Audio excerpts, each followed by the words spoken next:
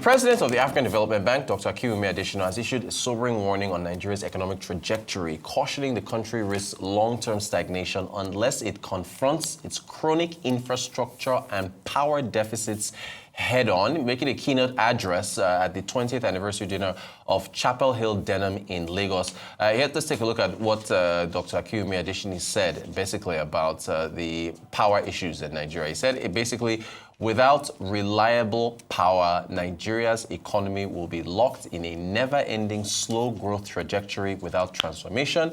You cannot industrialize, you cannot compete, and you certainly cannot create jobs at scale if you don't have electricity.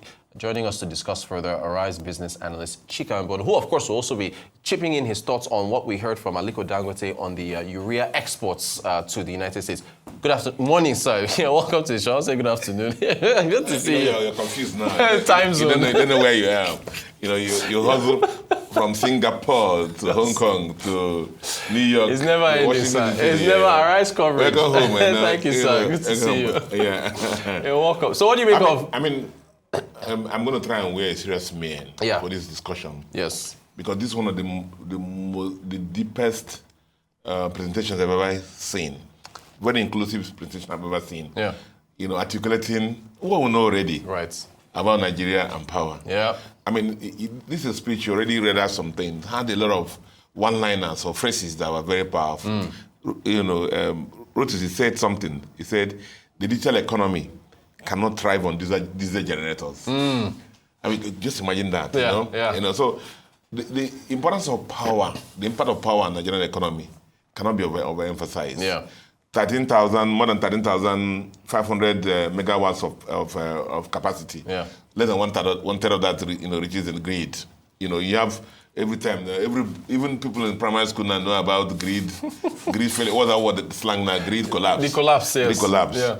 The off-grid solutions, we're told that if I could get the number of self-fed power generators people have, it's about 40,000 megawatts that people have. There's some places you go to, what it just is a galaxy of, Nigeria will call it a past and never generator. All tied together. And so people are doing that. So, he spoke so well about our problems. Talked about the policy inaction and weak execution, which is what we know about. Yeah. Do you recall, Rotus, that when the Buhari regime talked about the Siemens power project, we celebrated it on this program. Yep. We did. We said, let us not be, people who are calling us naysayers and wailing well at that time. Let's at least celebrate this. And we did celebrate that. But you recall what the Minister of Power in this Tinubu administration said, that by the time they got into power, the fire was untouched. Nothing was being done. They just had to start afresh again. Yeah. So they have the issues of weak execution has been a major problem. So old infrastructure, the grids are falling. The issue of cost-reflective tariffs. By the way, to them, the so-called band A and band B is a scam for me. A scam from where I live. A scam. So let's put it like that. Yeah. So he said, access to power is not just about light. It's about productivity, competitiveness, and prosperity. Yeah. It's not about the fact that, which is correct. There's something new that he said, but the way he said it, with authority. Nigeria in the 1960s, was already moving towards a manufacturing country. Remember when we were assembling literally every car here in this Nigeria? Yeah. But we lost the manufacturing hub now to where? South Africa. Yeah. How do we manufacture it when you don't have the power? Right. Our SMEs are literally dead. If you want to set up any business now, whether it's bakery or hair salon or anything to anybody now, the first thing to talk about is power. How do you power the place? What generator? So if the budget is 5 million naira, about half of that will go to power.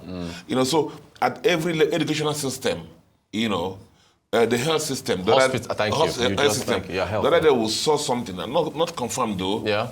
Somebody was lamenting that his wife died on the operating table. That while they were doing the operation, the NEPA took light. Wow. And then the generator couldn't come on.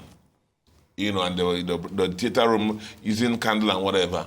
And that's one. You can know how many people. A lot of babies die in the, pre-term babies die in the incubator. So health system, educational system, the business sector, SMEs, everywhere. So But they talked about the issue, again, is policy inaction and weak execution. You know, so, but I'm happy, you know, I keep saying that, you know, people should be prepared to be the chief executive of Nigeria. And for me, that's one thing that the Tinubu government, Tinubu has over Buhari. Because Tinubu has been there, as I said, I've dealt with him in the public sector, in the private sector. I know he's a smart person. He's done with targets, he's delivered targets, he's first board, made presentations, he has done execution. So, I mean, let him carry that spirit of that he did in the NMPC. The kind of change he made in the NMPC to power. Because we require a total overhaul, as Dr. Adesina said, in power, for this country to move forward.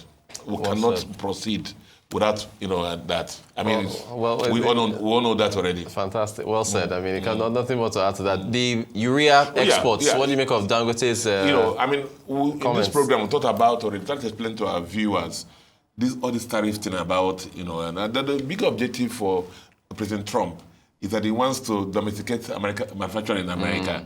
He wants to improve American product, you know, this, because America became that country that, you know, outsource all their manufacturing to other countries, you know, principally China and other places, and then consumed a lot of imported goods. So the issue now is that if the urea is coming from Nigeria, let's say the base cost is $20 per ton, for example. So if you add 14% to it, that becomes about 22.8. Exactly. Okay, dollars per ton. Now, our competitor in US for US this is Algeria, and their own is 30%. So that will be about 26. Right. So Algeria will be landing at 26 per ton. We'll be landing at 22.8. So Dangote still has the advantage. Now that will be competing with the local manufacturing in the US. So that's basically what he's saying, that he was worried, like we said before, that our non-oil export will be affected because oil is a different thing altogether. But now our competitor is Algeria, which 30% was land on their own, and lower than our 14%, our only 14% lower than their own. So Dangote still has an advantage, you know, in the urea, I guess, I mean, you've talked about the Dangote refinery several times. You've been there. I mean, a lot of people are talking about how they're grateful that, you know, the refinery is there to be able to provide this type of exports to other countries. I mean, does this just bolster the point about the importance of the refinery in terms of all these other different products that it's exporting around? Exactly. You know, I mean, you know, if you understand refining, you will find that. You know, the one that people know always is like the petrol PMS, and maybe the diesel. The other, when you fracture, you find so many products coming out there, naphtha, the bitumen, and so many other products. It hasn't touched many of those products yet, and those are going to come from the refinery. As the refinery, you know, grows and expands. Fantastic. You know. Arise business analyst Chika Mbonu, thank you so much for weighing in on the power situation and, of course, non-oil exports for Nigeria. Thank you so much. Thanks I appreciate your time.